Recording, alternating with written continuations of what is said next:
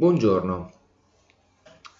Dopo il congresso di Vienna dicevamo che l'Europa è attraversata da una serie di moti insurrezionali, quelli del 20-21, quelli del 30-31 e quelli più famosi del 1848, da cui l'espressione farne un 48, una confusione tremenda.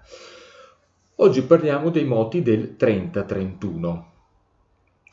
Furono moti meno estesi e meno violenti rispetto a quelli del 20-21, ma furono moti che produssero delle conseguenze più radicate e più durature.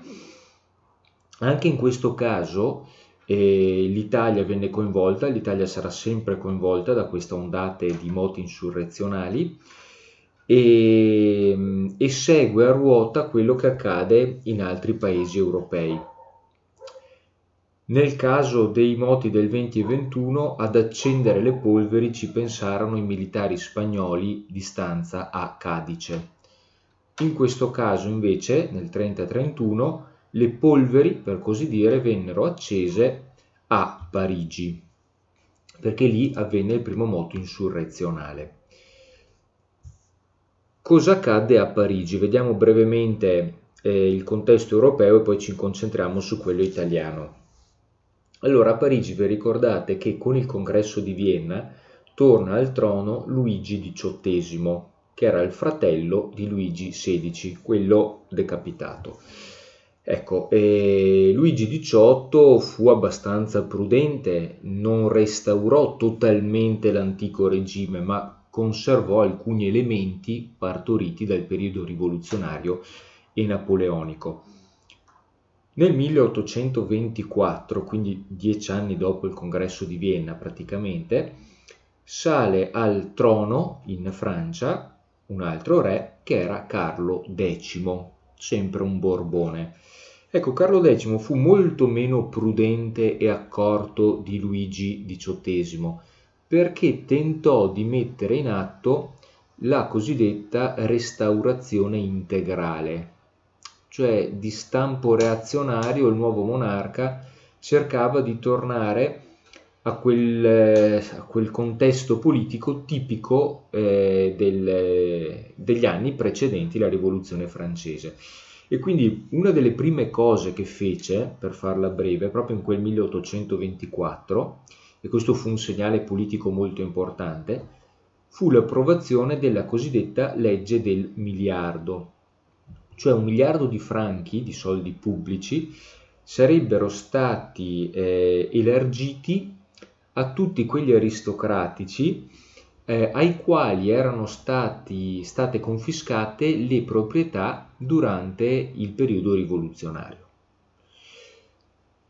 Di per sé è vero che quegli aristocratici persero le proprie terre, i propri averi, non sulla base di un'azione legittima, ma sulla base della forza, la forza della piazza, la forza, la violenza dei rivoluzionari. E quindi è anche vero che potevano rivendicare alcuni diritti su quelle terre o proprietà perse.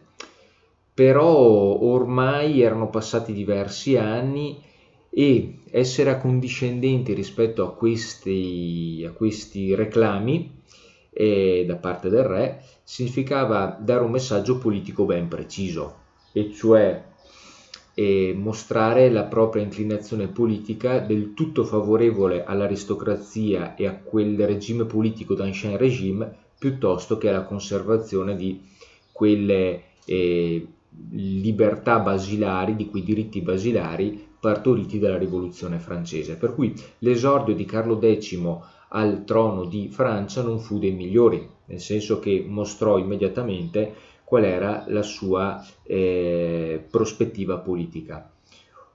Come era facile immaginarsi, l'opposizione cominciò a farsi sentire fin da subito, fino a quando, incalzato da un'opposizione popolare ma anche borghese sempre più forte, nel 1830 Carlo X tenta di attuare un vero e proprio colpo di Stato, cioè emette una serie di ordinanze il cui scopo complessivo era quello di rafforzare in modo molto importante l'autorità del re a scapito dell'autorità, seppur minima, del Parlamento. E quindi cosa fece? Per esempio, abolì la libertà di stampa, siamo nel 1830, e sciolse le Camere appena elette, tra l'altro, introdusse una nuova legge elettorale molto più restrittiva rispetto alla precedente, per cui sarebbero stati molto meno i francesi che in diritto di recarsi alle urne per votare la nuova assemblea legislativa, e convocò nuove elezioni, con lo scopo di avere un Parlamento molto espressione di una fascia sociale molto più elitaria, molto più ristretta. Insomma, complessivamente queste ordinanze, ripeto, avevano lo scopo di potenziare il ruolo del re a scapito di quello della rappresentanza civile dei francesi. I parigini questo non poterono sopportarlo, decisero che la misura era colma e scesero ancora una volta in piazza, e non era una novità a Parigi, dando vita a 3 giornate di violentissimi scontri. Siamo alla fine di luglio, dal 27 al 29 luglio, le cosiddette 3 gloriose giornate. Ecco, i parigini occupano la città, danno vita ad una serie di violenze molto efferate, i giacobini tornano ad essere protagonisti della piazza, quindi le masse popolari si armano e si riversano nelle strade, e Carlo X, assolutamente improvvido fino a quel momento, capisce che non tira una buona aria e decide di tagliare la corda, scappa da Parigi. Immediatamente dopo il Parlamento proclama decaduta la dinastia borbonica in Francia. Decaduta la dinastia borbonica in Francia significa che Carlo X è stato l'ultimo re borbone in Francia, e proclama un nuovo re. La Francia, attenzione, rimane monarchica, finisce il periodo dei Borbone, ma viene eletto come nuovo re Luigi Filippo d'Orléans, che tra l'altro era imparentato con i Borbone, ma apparteneva appunto a un'altra casata, ma soprattutto era un liberal moderato, e quindi aveva idee politiche ben diverse da quelle di Carlo X, e cioè Luigi Filippo d'Orléans era propenso a concedere al popolo quantomeno la libertà di stampa e un margine di rappresentatività nelle istituzioni pubbliche. Ecco perché gran parte dei francesi, terrorizzati dalle 3 gloriose giornate in cui i giacobini cominciavano a tornare padroni della piazza e in cui si potevano prospettare violenze simili a quelle già viste durante la Rivoluzione francese, non ebbero dubbi e come dire, riconobbero Luigi Filippo d'Orléans come legittimo re e gli diedero il proprio consenso. Viene chiamata questa monarchia di Luigi Filippo d'Orléans la monarchia di luglio, appunto perché nacque a seguito di questi moti insurrezionali avvenuti a Parigi alla fine di luglio.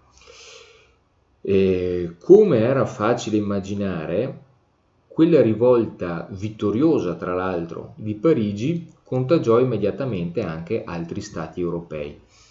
A cascata si ribellò Bruxelles, la capitale del Belgio. Siamo nell'agosto del 1830. È il primo contagio rivoluzionario. Perché? Perché il Belgio era un paese intanto compattamente cattolico, un paese in cui la maggior parte degli abitanti parlavano il francese, e un paese che per più di un secolo era stato governato dalla dinastia asburgica. Un paese che non aveva nulla a che fare con i Paesi Bassi, perché il Belgio e i Paesi Bassi si erano scissi tra di loro già al tempo di Filippo II, nella seconda metà del 1566. E il congresso di Vienna, ancora una volta ignorando il principio di nazionalità, decise di accorpare Belgio e Paesi Bassi, quindi di sottrarre il Belgio agli Asburgo d'Austria e di accorparlo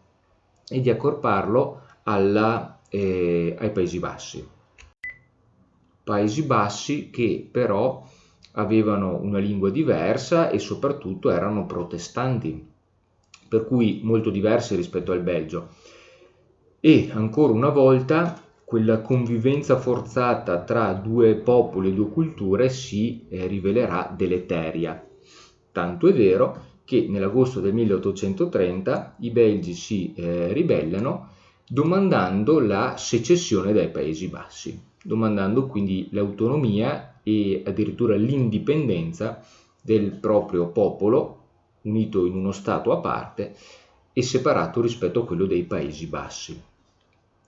I Paesi Bassi, cioè gli olandesi, tentano di intervenire militarmente, ma non riescono ad avere ragione dei ribelli, per cui si appellano, come era solito fare in quel periodo, alle grandi potenze europee, soprattutto Francia e Inghilterra, le quali però decidono di non intervenire. E fu veramente sorprendente questo fatto. Decisero di non intervenire, forse riconoscendo che, cominciando a riconoscere che quelle entità statali multietniche erano in realtà costituivano in realtà un potenziale di rischio enorme e di instabilità altrettanto pericolosa e grave.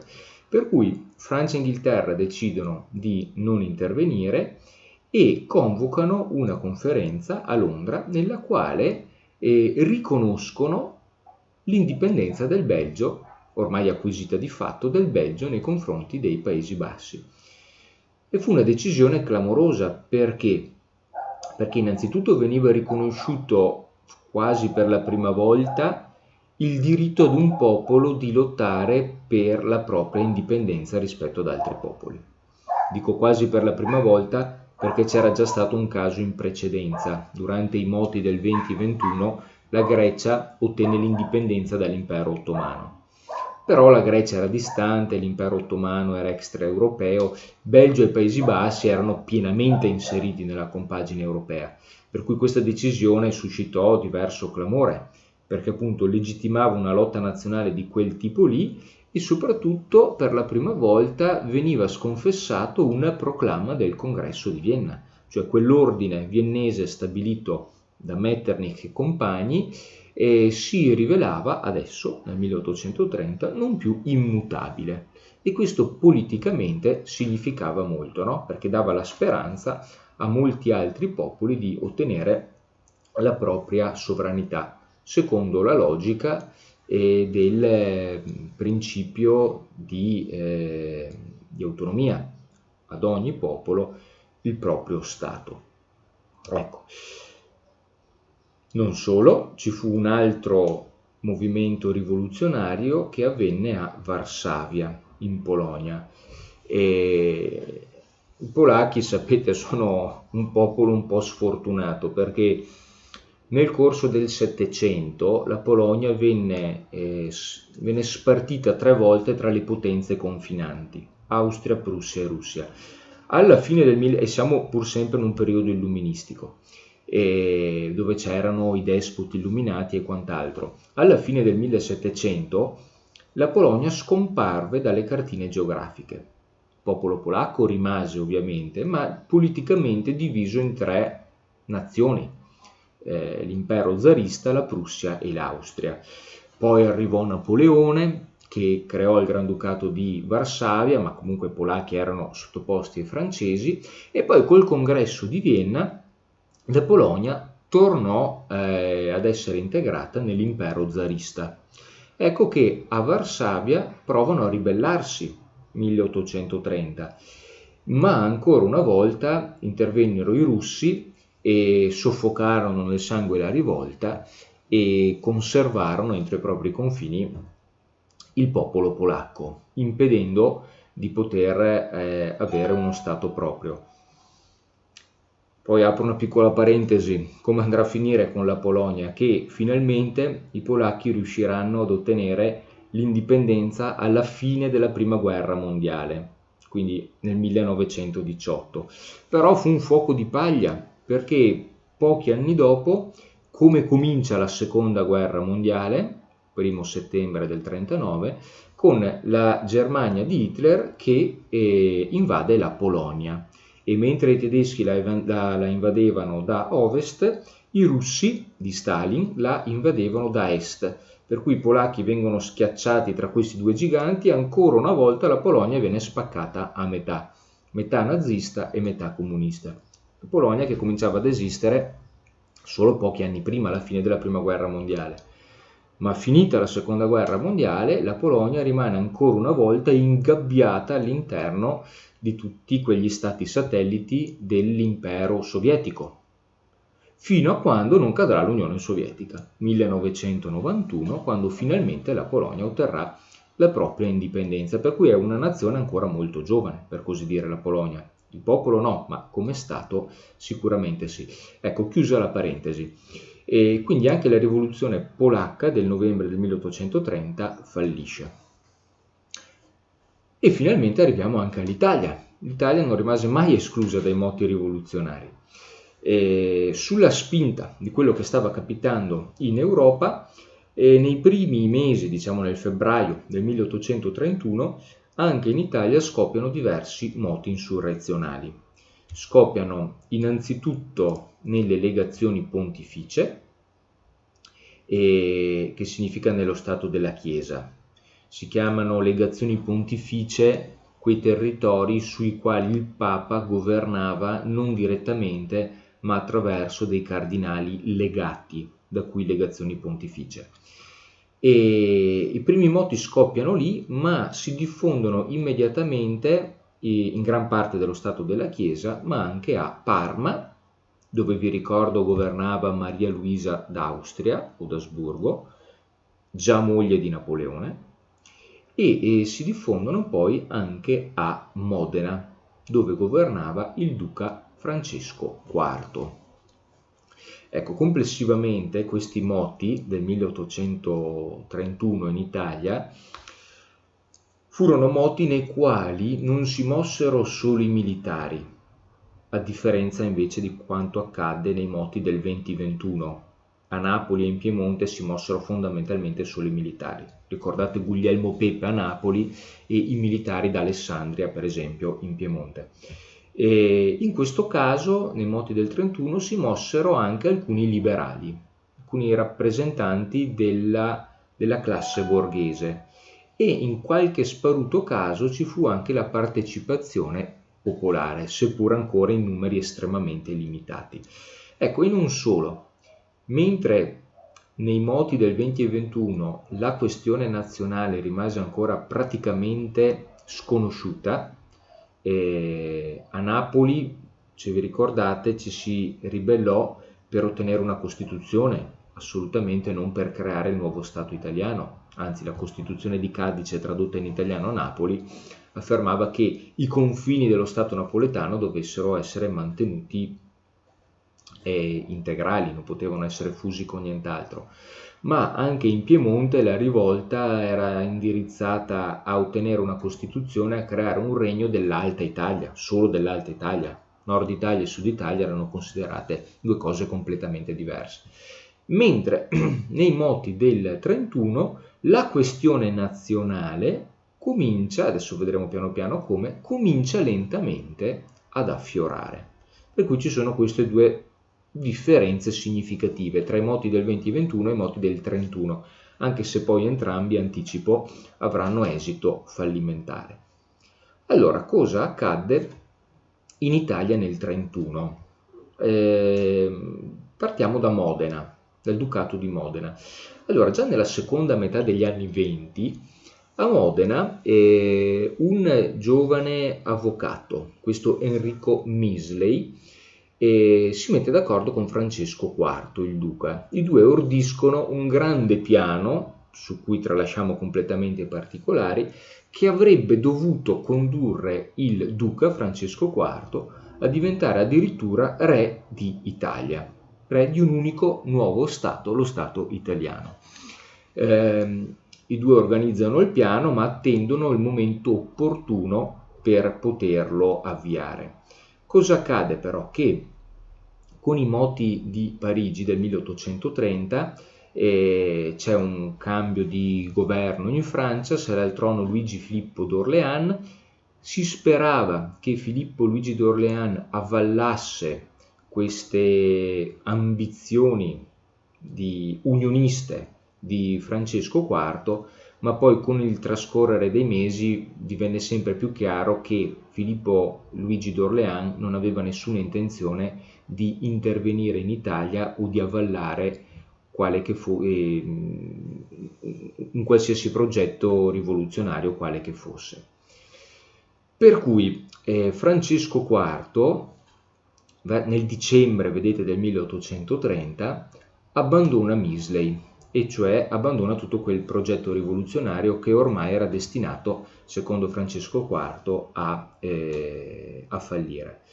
Mislay non si dà però per sconfitto e viene avvicinato da un imprenditore modenese, Ciro Menotti, e i due cambiano piano e ordiscono nuove trame insurrezionali.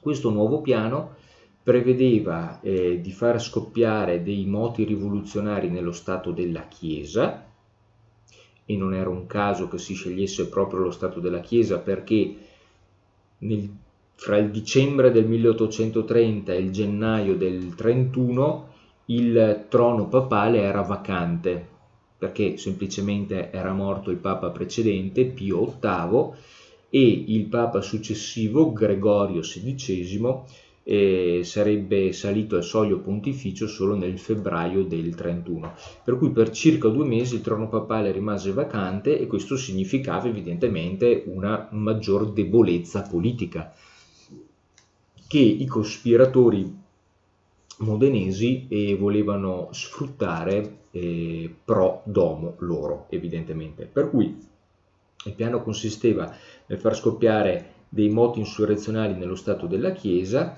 e favorire la loro capillare, come dire, diffusione in tutta Italia, e prendere Roma e farne la capitale di un nuovo regno, non repubblica, perché l'Italia, questo nuovo Stato che si sarebbe formato, sarebbe rimasta una monarchia costituzionale. Ci sarebbe stata una Costituzione che limitava i poteri del re e ci sarebbe stato un re, e il re sarebbe stato magari proprio Francesco IV, duca di Modena, che i rivoluzionari speravano si sarebbe dimostrato accondiscendente con i loro scopi politici.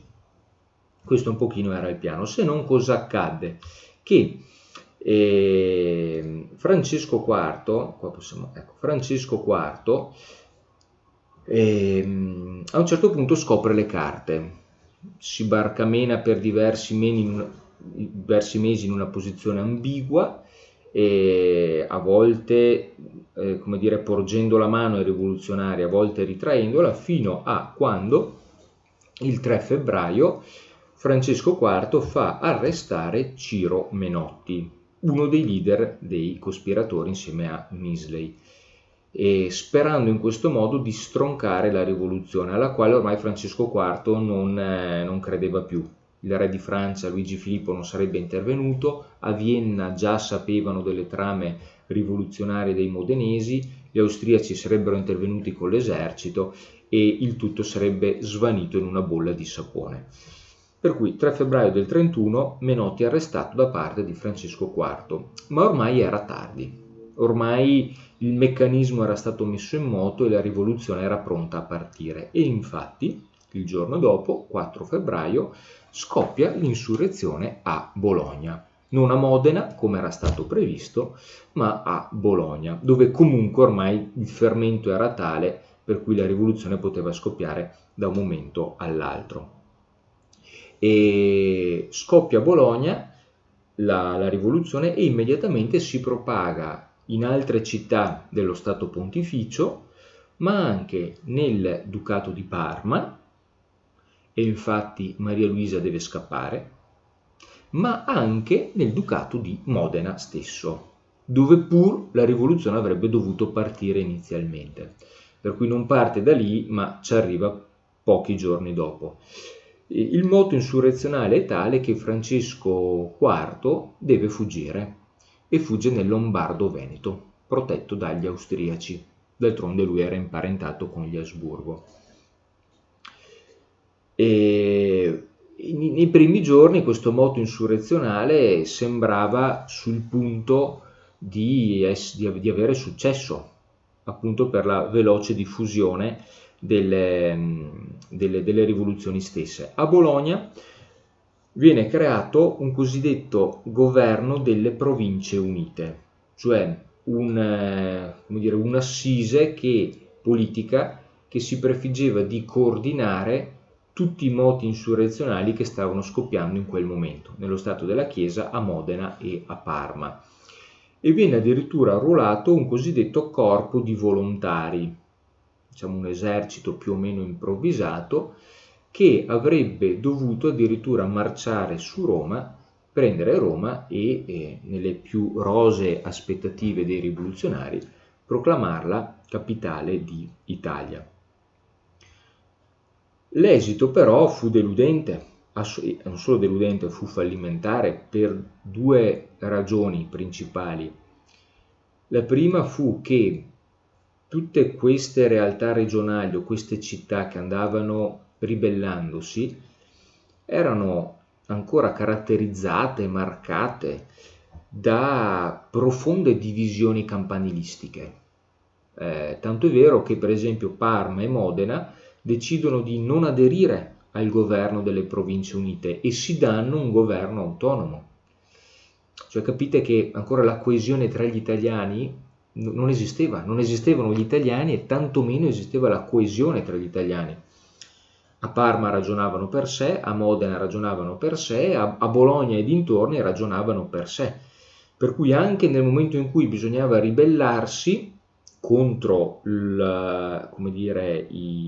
i potentati di turno, fosse Maria Luisa, fosse Francesco IV o chiunque altro, anche in quel momento i rivoltosi non riuscirono a trovare una base, prima di tutto culturale comune, per fare fronte unico.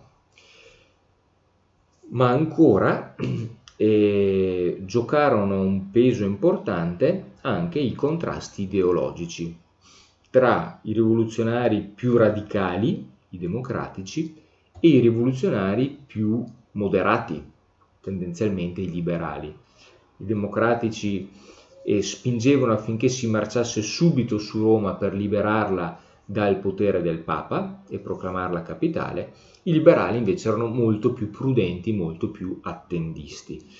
Ecco, queste divisioni regionali, campanilistiche, ideologiche, alla fine portarono al fallimento totale questi moti insurrezionali del 31.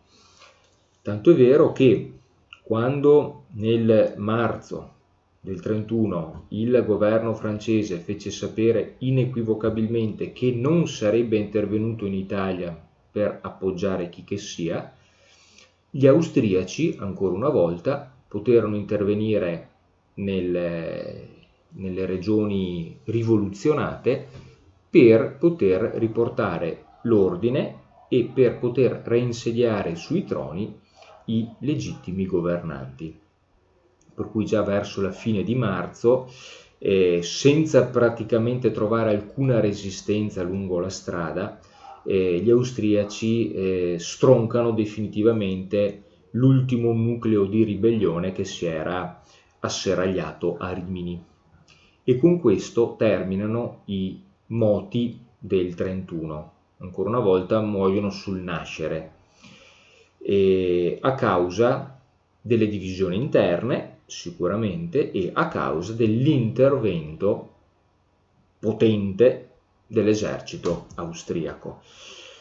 E ovviamente quando tornarono ad insediarsi sui troni i rispettivi governanti, torna Maria Luisa, torna Francesco IV, eccetera, ci fu la solita repressione, come era ovvio. Un nome su tutti, Ciro Menotti, uno dei leader della rivolta, venne fatto impiccare proprio da Francesco IV.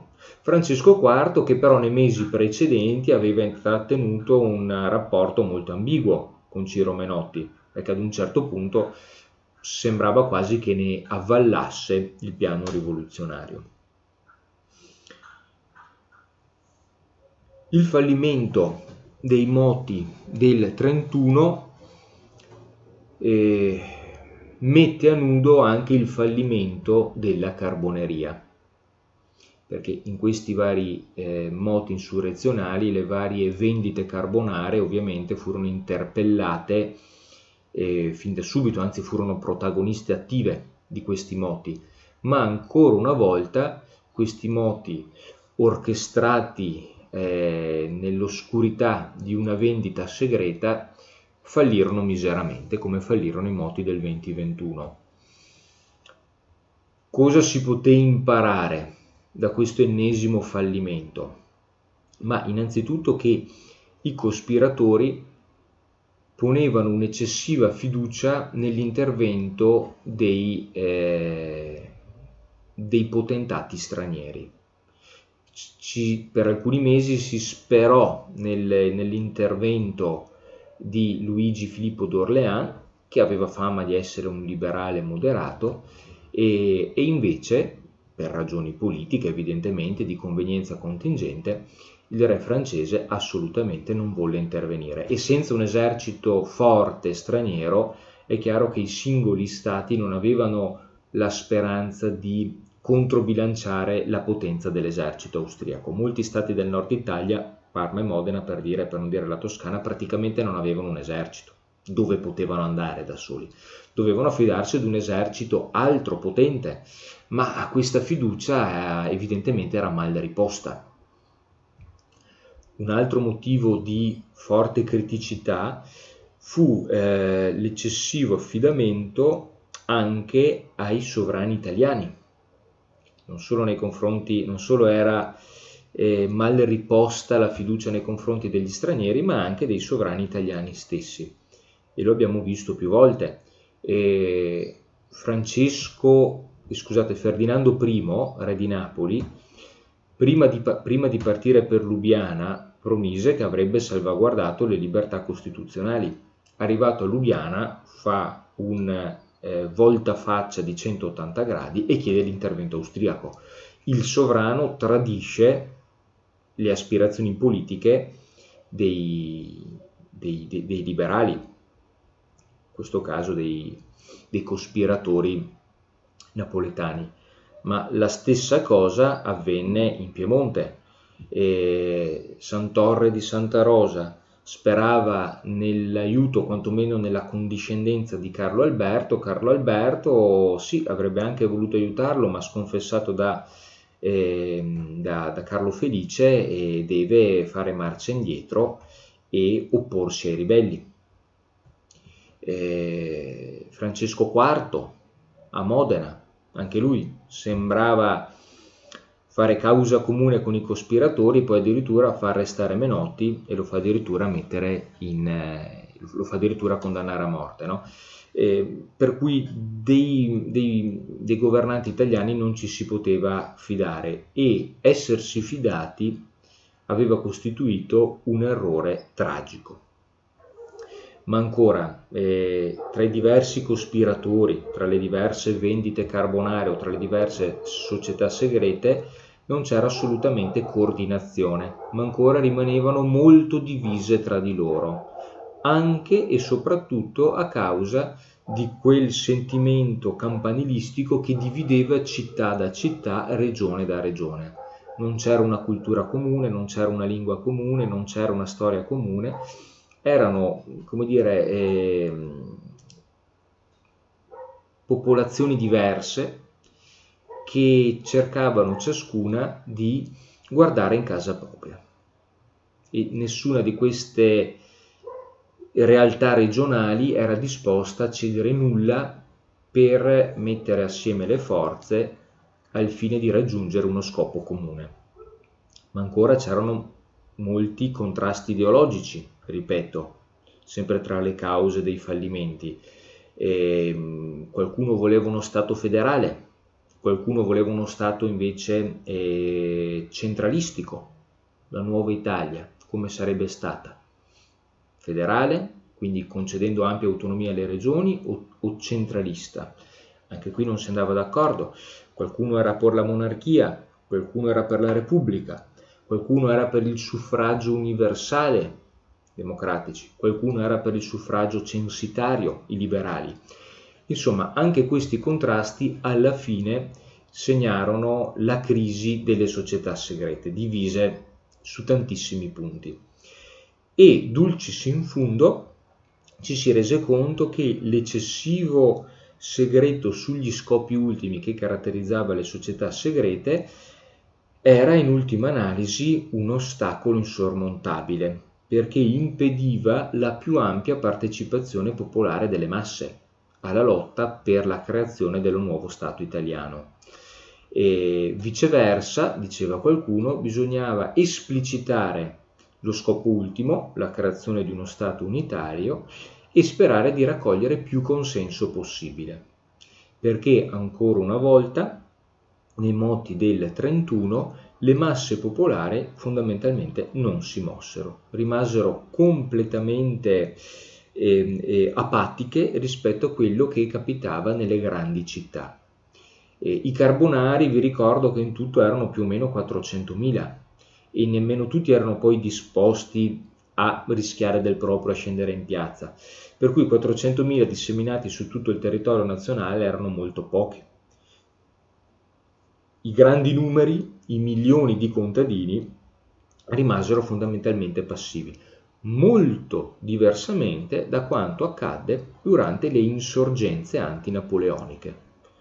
Là le campagne si mossero, e là si mossero per difendere che cosa però? Le tradizioni locali e la religione cattolica. Ecco, evidentemente in questo momento, nel 31, l'obiettivo di creare uno Stato unitario nazionale non appassionava gli animi delle grandi masse come invece appassionava quegli animi, ripeto, la difesa delle tradizioni popolari e della religione cattolica pochi decenni prima, quando in molti si sollevarono contro l'oppressore francese.